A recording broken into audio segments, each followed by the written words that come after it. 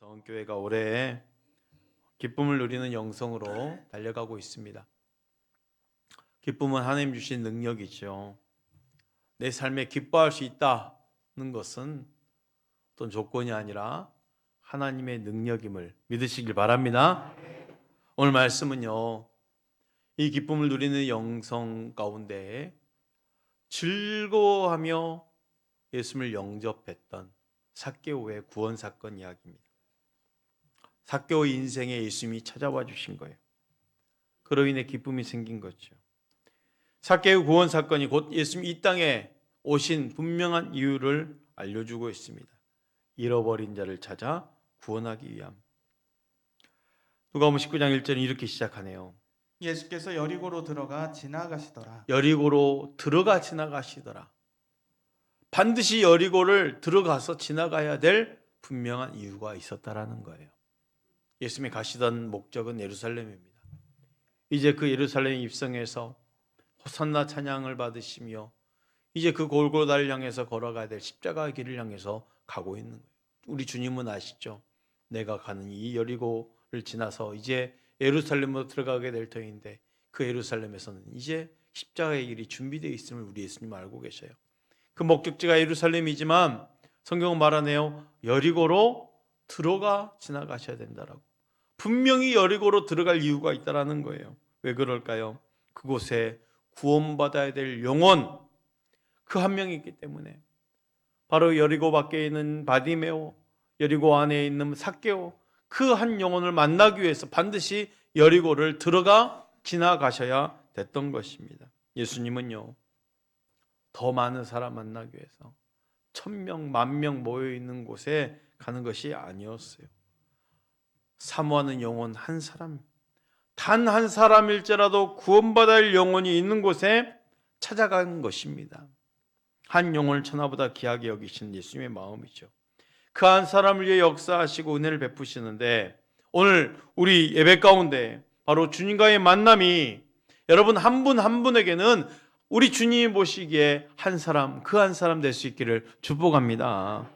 예수님을 여리고로 향하게 했던 삭개오는 누굴까요? 성경은 말하죠. 세리장이요 부자라. 당시 세리는 죄인의 상징이었어요.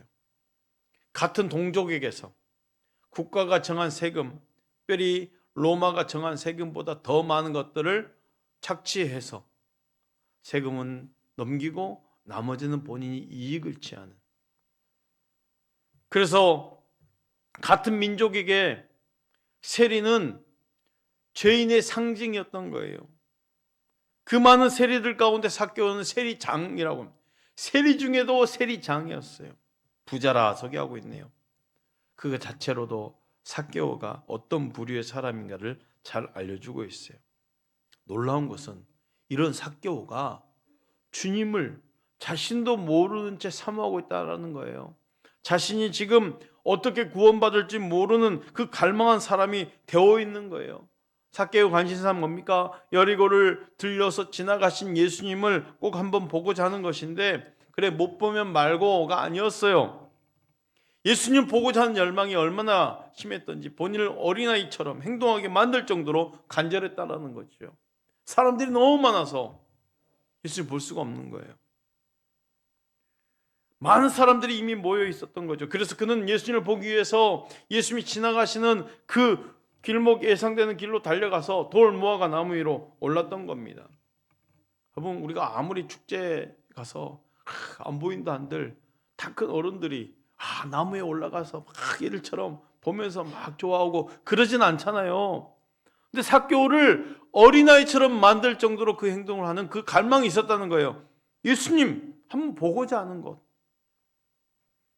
그런데 그에게 단지 예수님을 보고자 하는 열망만 있었을 뿐인데 그에게는 상상도 할 수 없는 하나님의 자녀로 받아들여지는 그 일이 벌어진 것입니다. 더 놀라운 것은 예수님이 지금 본인에게로 계속 걸어오시는 거예요. 그리고 이름까지도 말씀하셔요. 19장 5절 말씀이에요. 예수께서 그곳에 이르사 쳐다보시고 이르시되 삭개오야 속히 내려오라. 내가 오늘 내 집에 유하여야 하겠다 하시니. 삭개오가 예수님을 만난 것은 그가 자리를 잘 잡았기 때문이 아니에요. 예수님이 삭개오에게 오신 거예요. 삭개오가 예수님을 만나러 간 것 같지만 예수님은 처음부터 삭개오를 만나기 위해서 여리고로 오셨거든요. 예수님은 삭개오를 알고 계셨습니다. 이름만으로가 아니라 그가 누구인지, 그가 어떤 죄인인지, 무엇보다도 그가 구원을 갈망하고 있고 구원을 사모하고 있는지를 다 아셨어요. 사람들이 보는 것을 보는 것이 아니었던 거죠. 주님은 그렇게 삭개오가 주님을 만나는 것이 아니라 주님이 삭개오를 만나러 오신 것입니다. 바로 죄인을 만나러 오신 것이죠. 누가복음 19장 5절 6절 말씀 한번 볼까요? 예수께서 그곳에 이르사 쳐다보시고 이르시되 삭개오야 속히 내려오라. 내가 오늘 내 집에 유하여야 하겠다 하시니 급히 내려와 즐거워하며 영접하거늘. 먼저 말을 건넨 사람이 누군지 보십시오. 우리 예수님이십니다. 예수님 삭개오를 알아보시고 바로 그 이름을 불러주셨어요. 모든 사람들의 경멸의 대상인 세리장의 이름을 말입니다. 심지어 그의 집으로 가시겠다는 거예요. 속히 내려오라. 내가 오늘 내 집에 유하여야 하겠다. 이렇게 말씀하시는 예수의 목소리를 상상해 보십시오. 강력한 명령의 어조가 담겨 있지 않습니까? 그래도 되겠니? 묻지 않으셨어요. 내가 너 집에 가고 싶다 하면서 감정에 호소하시지도 않으셨어요. 내가 반드시 해야 하는 그 신적인 당위성을 가지고 명령하신 거예요. 예수의 말씀에 삭개오도 주저하지 않네요. 주님, 준비할 시간이 필요합니다. 주님, 내가 주님을 보고 싶은데도 이 정도까지 바란 건 아니에요. 그렇게 주저하지 않았다는 거예요. 바로 반응을 보입니다. 죄인이라고 여기는 세리인데 다른 사람들의 시선이 가장 방해가 될 텐데도 다른 사람을 의식하지 않고 곧바로 주님을 환영합니다. 즐거워하며 영접하거늘. 기쁨을 누리는 영성이 바로 이것이에요. 즐거워하며 영접하는 것. 주님이 내민 손을 주저없이 기쁨으로 잡는 거예요. 나를 먼저 사랑하시는 주님의 사랑을 거부하지 않고 즐거워하며 받아 누리는 거예요. 그것에 멈추지 않고 기쁨으로 주님을 영접하는 것입니다. 따라서 할까요? 즐거워하며 영접하거늘. 즐거워하여 영접하거늘. 모든 사람이 나에 대해서 수근수근거리고 죄인으로 낙인 찍혀 다른 사람들의 사랑을, 그 관심을 받을 것이라는 것을 한 번도 없었던 내가 예수님의 사랑과 관심을 받는다는 사실이 얼마나 감격이 되었을까요? 예수님 나를 알고 계셨던 거예요. 그 사실 하나만으로도 그는 기꺼이 즐거워하며 주님을 영접한 것입니다. 이 상황을 지켜본 다른 사람들의 시선에는 어떻게 보였을까요? 예수님이 악행을 일삼는 이기적인 불안당과 함께 시간을 보내는 것에 대해서 매우 불쾌했어요. 7절 이렇게 말합니다. 무 사람이 보고 수군거려 이르되 저가 죄인의 집에 유하러 들어갔도다. 저가 죄인의 집에 유하러 들어갔다. 저가 누굽니까? 예수님이 어디에 들어갔다는 거예요? 죄인에게 들어갔다는 거예요. 죄인의 집에 들어갔다는 거예요. 그러니까 다른 사람 시선에 삭개오는 이름도 없어요. 그냥 죄인이에요. 저가 죄인의 집에 들어갔다. 이게 큰 이슈였어요. 무리 중에 삭개오가 구원받을 만한 사람이라고 여긴 사람 한 명도 없었다는 거예요. 그래서 그들은 예수님이 어떻게 저 죄인과 함께 보내려고 하는지 의아해하는 거예요. 삭개오는 죄를 저질러서 불을 얻었으니 저들 시선에 예수님의 제자가 될 만한 사람이 아니었던 거죠. 구원을 받을 자격을 구비한 사람이 하나님의 자녀가 되어야 한다는 것이 그 당시에 구원관이었거든요. 구원을 선물로 받은 것이 아니라 자격으로 획득되는 것으로 여겼던 것입니다. 그러면 이게 그 당시의 문제만일까요? 오늘날도 마찬가지죠. 우리 삶과 그 인격이 또 생활 수준이, 교육 수준이 향상되다 보니요, 얼마나 자만한 사람들이 많습니까? 때로는 사람들을 보더라도 이 정도면 교회 다니면 참 좋겠다. 교회 다녀도 될 사람, 다녀서는 안 되는 사람을 구분하는 거예요. 속으로. 스스로 잣대를 지고 있는 거예요. 예수님과 삭개오의 만남을 통해서 우리가 알 수 있는 사실은 뭘까요? 하나님은 어떤 죄인이라도 찾아서 구원하신다는 것입니다. 예수님은 죄인을 찾아오셨고 병들고 약한 자들을 치료하기 위해 오셨어요. 천국에 가면 놀랄 만한 사실 3가지가 있다네요. 먼저는 내가 천국에 간 사실에 놀랄 것이고, 두 번째는 생각지도 못한 악한 사람이 천국에 와 있는 것을 보고 놀랄 것이고, 세 번째는 반드시 와야 될 사람이 눈에 안 보였을 때 놀란다네요. 그건 제 말입니다. 누가 천국에 갔다 와서 설명을 해야 알죠. 모르죠. 근데 그렇지 않을까요? 그렇잖아요. 우리 주님은 아시니까. 삭개오를 보십시오. 예수님은 죄인을 만나러 오셨어요. 실제로 우리 모두는 하나님 앞에서 죄인입니다. 우리 스스로도 나의 깊은 내면을 들여다보면 우리 한 명 한 명이 삭개오와 다를 바가 무엇이 있겠어요. 그러나 기억하십시오. 내가 죄인이기에 예수님을 만날 수 있는 것입니다. 그러므로 삭개오 입장에 있어서 예수님과의 지금 만남에 다른 사람들의 수군거림은 걸림돌이 되지 않은 거예요. 우리에게도 예수님과의 그 만남에서 사람들의 이목, 수군거림, 비난과 반대, 그 어떤 걸림돌도 되지 않기를 축복합니다. 삭개오는 예수님을 영접하여 집으로 모시네요. 사람들이 예수님이 지금 죄인의 집에 들어갔다고 비방하지만 삭개오는 문제가 되지 않았어요. 예수님을 집으로 모셔드린 삭개오는 예수님에게 많은 말씀을 들었을 거예요. 주님의 이야기, 주님 말씀하신 설교, 대화. 아니, 그 어떤 많은 말을 해주지 않아도 괜찮아요. 왜? 진짜 복음을 지금 만나고 있거든요. 즐거워하며 주님을 영접한 사람들에게는요, 특징이 있어요. 고백이 있습니다. 예수를 만난 사람들의 특징은 고백이 있다라는 거예요. 예수를 처음 만난 베드로를 보십시오.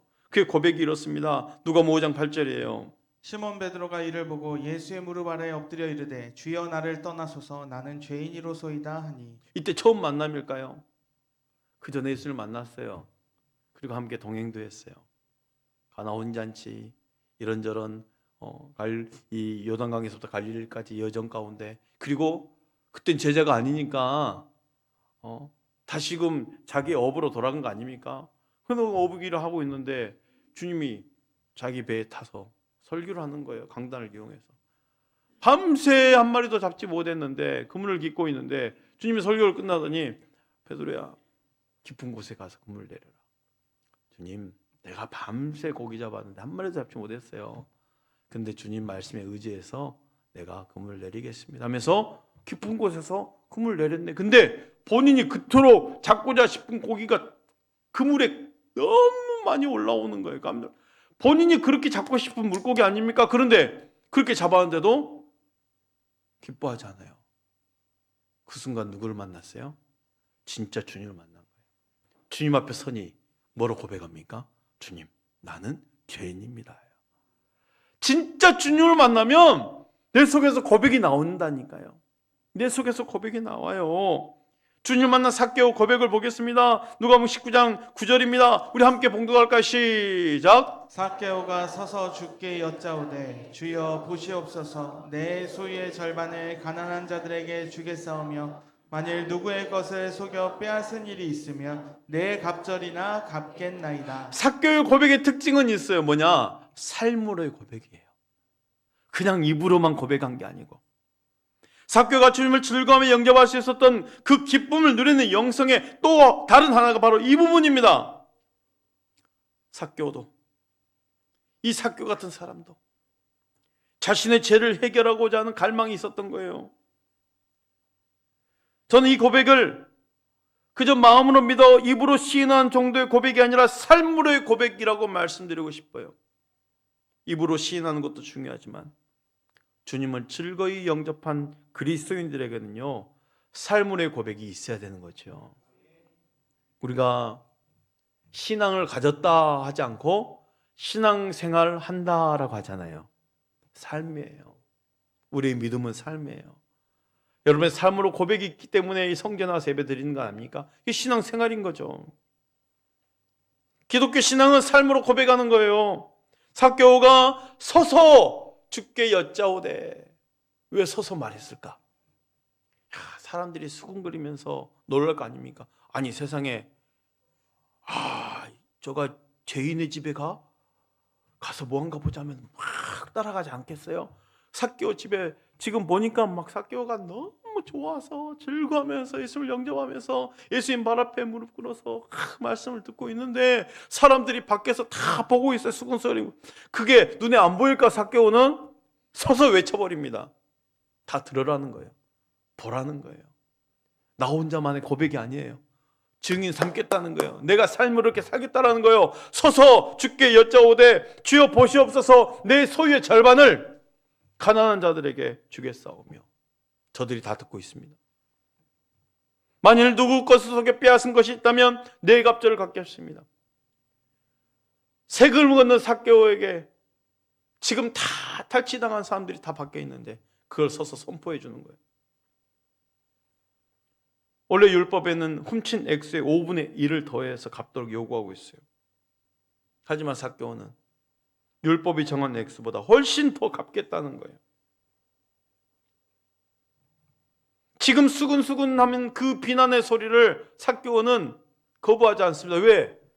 그 말이 진짜니까. 죄인 맞거든. 불법으로 부자가 된 게 맞거든요. 그런데 절반을 가난한 자에게 베풀고 속여 뺏은 것은 4배로 갚아주겠다는 거예요. 회개하는 모습을 삶으로 증명하겠다는 거예요. 왜 이런 일이 가능할까요? 예수님으로 인해서 자신의 인생에 새로운 의미가 생겼거든요. 새로운 가치가 생겼거든요. 예수님이 자신의 삶으로 들어오시기에 훨씬 더 많은 책임을 기꺼이 즐거워하며 그 책임을 지겠다는 거예요. 예수님이 들어오니까 그게 가능해진 거예요. 삭개오는 니고데모처럼 거듭남에 대해서 질문하지도 않았어요. 사마리아 여인처럼 예배에 대해서 궁금해하지도 않았어요. 단지 자신이 죄인이라는 사실에 집중했어요. 자신의 업무에 불법이 있다는 것도 알고 있었고 마음속 깊은 곳에 회개의 소망을 지니고 있었던 거예요. 그는 자신의 죄의 문제가 해결되길 바랐는데 진정한 회개는 자복하는 것뿐만 아니라 기쁨과 함께 새 삶을 위한 행동이 있어야 된다는 거죠. 삭개오는 그걸 알고 있었어요. 여러분, 구원받은 신앙은요, 그리스도인의 변화된 삶으로 증명되어야 된다는 것을 믿으시길 바랍니다. 나타나야 돼요. 삭개오가 바로 그런 모습을 보여준 거예요. 반대로 예수님 앞에서 영생을 질문하면서 율법을 다 지켰노라고 자랑하는 부자 청년 이야기가 있죠. 율법 앞에 완전하다 싶은 이 청년이 예수님께 묻습니다. 내가 이런 거 다 지켰는데 아직도 무엇이 부족합니까? 마태복음 19장 20절 말씀이에요. 그 청년이 이르되 이 모든 것을 내가 지켰사온데 아직도 무엇이 부족하니까? 이 부자 청년은 뭔가 더 지켜야 돼서 지금 물어본 것일까? 아니죠. 자랑하려고 한 거예요. 내가 이 정도로 잘하고 있습니다. 더 이상 무엇을 해야 됩니까? 이렇게 잘 지키고 있는데 난 더 이상 해야 할 일이 없을 정도로 충분한 사람입니다. 자랑하려고 물어본 거예요. 예수님께 어떻게 하면 되냐고. 하지만 이 정도면 됐다라고 생각하는 그 부자 청년에게 예수님은 삶으로의 고백을 강조하셨어요. 마태복음 19장 21절 22절 말씀이에요. 예수께서 이르시되 내가 온전하고자 할진대 가서 내 소유를 팔아 가난한 자들에게 주라. 그리하면 하늘에서 보화가 내게 있으리라. 그리고 와서 나를 따르라 하시니 그 청년이 재물이 많으므로 이 말씀을 듣고 근신하며 가니라. 자신의 고백이 삶으로 증명되어야 되는 그 순간 부자 청년은 근심하면서 예수님을 따르지 못합니다. 고백이 고백되지 못하는 시간이죠. 안타깝게도 부자 청년의 문제는 고백이 없었다는 거예요. 다른 사람보다 율법을 더 많이 지킨 건 틀림없지만 자기 의를 주장하는 가운데 주님을 주님으로 만나지 못하는 거예요. 즐거워하며 주님을 영접한 사람들은 삶의 고백이 있어야 됨을 믿으시길 바랍니다. 옥합을 깨트려서 삶으로 믿음을 고백한 그 여인을 주님은 복음이 전파되는 곳마다 이 여인이 행한 일도 다 기억될 것이라 했어요. 삶으로의 고백이에요. 초대교회 성도들은 자신의 삶으로 다 고백했어요. 이렇게 주님을 주님으로 만난 사람들의 특징은 고백이 있다는 거죠. 기쁨을 누리며 살아가는 사랑하는 성도 여러분, 다른 사람과 비교해서 내 의를 말하는 것이 아니라 정말 오직 주님 앞에서, 주님의 면전에서 나의 예배를 받으시는 거룩하신 하나님 앞에서 나를 보고 고백할 수 있는 그 신앙 될 수 있기를 축복합니다. 마지막으로 삶으로 고백드린 삭개오에게 예수님이 축복하신 구원의 기쁨이 있네요. 즐거워하며 영접하는 최고의 기쁨은 구원의 기쁨이에요. 9절 말씀 볼까요? 예수께서 이르시되 오늘 구원이 이 집에 이르렀으니 이 사람도 아브라함의 자손이미로다. 구원이 이 집에 이르렀으니, 중요한 말입니다. 구원이 어디 이르렀다고요? 이 집에. 주님은 구원이 삭개오 너에게 이르렀다 말하지 않았어요. 구원이 어디 이르렀다? 집에 이르렀다. 예수님을 집으로 영접한 삭개오, 온 가족이 함께 예수님 앞에 모였던 거예요. 그리고 가족 모두에게 구원이 있어진 것입니다. 구원의 역사는요, 내 가정에 확장되는 거예요. 바울이 옥에 갇혔을 때 어떻게 하면 내가 살 수 있습니까? 자복하면서 물을 끓었던 간수장에게 했던 아주 유명한 말씀이 있죠. 주 예수를 믿으라. 그러면 너와 내 집이 구원을 받으리라. 그렇게 간수장이가 이 바울을 일행을 시키고 자기 집에 모셔서 온 가족 사람들이 구원을 받은 거 아닙니까? 백부장 고넬료가 베드로를 집으로 초청했을 때 그 집안에 있는 많은 사람들이 친척들 다 모아놓고 친구들 다 모아놓고 그 종들과 함께 기다리고 있었어요. 그곳에 성령이 임재했습니다. 구원의 역사는요, 집에 임하는 거예요. 무슨 말이에요? 결국 내가 즐거이 예수를 영접하면 결국 내 집이 구원에 이르게 될 것임을 믿으셔라는 거예요. 나로 말미암는 구원이 확증되는 거죠. 그렇다면 우리에게 사명이 있습니다. 사랑하는 가족들부터 주님 앞에 서게 해야 된다는 것입니다. 또 한 가지 주목할 사실이, 구원이 언제 이르렀다? 오늘이에요. 오늘 구원이 이 집에 이르렀으니, 오늘입니다. 오늘 구원이 이 집에 이르렀으니 말씀하셨던 주님의 말씀처럼 구원이 나중에 먼 미래에 이루어질 것이 아니라 지금 현재 주어진다는 거예요. 무슨 말입니까? 예수를 만난 사람은 그 순간 구원의 역사가 일어나는 거예요. 사랑하는 가족부터 가까운 이웃에게, 더 나아가 오늘 내가 만나는 그 누구도 예의가 없습니다. 오늘 내가 예수를 만나기만 하면 구원의 역사가 일어나는 것이에요. 가상체험 가운데 십자가의 강도에게 주셨던 말씀이 있죠. 누가복음 23장 43절 말씀이에요. 예수께서 이르시되 내가 진실로 내게 이르노니 오늘 내가 나와 함께 낙원에 있으리라 하시니라. 오늘 내가 나와 함께 낙원에 있으리라. 오늘입니다. 지금 누린 축복이에요. 구원은 말이죠. 그리고 주님 한 가지 더 선포하셨어요. 이 사람 삭개오도 아브라함의 자손입니다. 아브라함은 원래부터 태생이 유대인이에요. 아브라함 후손 맞죠. 그런데 왜 주님은 삭개오도 아브라함의 자손이다 라고 말했을까? 예수의 선포가 의미하는 바가 있어요. 삭개오가 잃어버린 바 된 영혼이었다는 거예요. 구원받아야 될 잃어버린 영혼이었다는 거예요. 잃은 바 되었는데 다시 찾았다는 거죠. 우리가 하나님의 택한 백성이면 언제 알 수 있을까? 구원받고 난 후에 알고 있거든요. 내가 죄인인 거 언제 압니까? 예수 믿고 보니 내가 죄인인 걸 알게 됩니다. 구원받고 보니 내가 죄인인 걸 깨닫게 되고, 구원받고 보니 죄인이었던 내가 은혜 받은 거예요. 미리 알 수 있는 게 아니죠. 구원받고 보니 깨닫게 되는 거예요. 그러니 우리는 부지런히 복음을 전하면서 영생 얻기로 작정된 사람들을 찾아서 전하는 거예요. 왜 이렇게 될까? 주님이 이 땅에 오신 이유 분명한 목적이죠. 이 삭개오에 그렇게 말씀하시면서 마지막으로 하신 주의 말씀이 있어요. 이어서 볼까? 10절 말씀입니다. 우리 함께 봅시다. 시작. 인자가 온 것은 잃어버린 자를 찾아 구원하려 함이니라. 잃어버린 자를 찾아 구원하려 오셨다. 예수님 우리에게 모신 목적입니다. 하나님의 은혜가 닿지 못할 만큼 멀리 떨어진 사람이 있을 수 있을까요? 삭개오의 구원 역사를 보면 죄인이 예수님께 찾아간 것이 아니라 예수님이 죄인들에게 찾아오셨어요. 어느 누구에게나 구원의 은혜가 가장 큰 기쁨임을 기억하시고 예수님의 마음으로 잃어버린 바 된 영혼 한 사람 한 사람에게 우리 또한 사랑으로 다가가 주시길 바랍니다. 즐거워하며 영접할 수 있는 기쁨을 누린 영성이 우리 모두에게 있기를 축복합니다.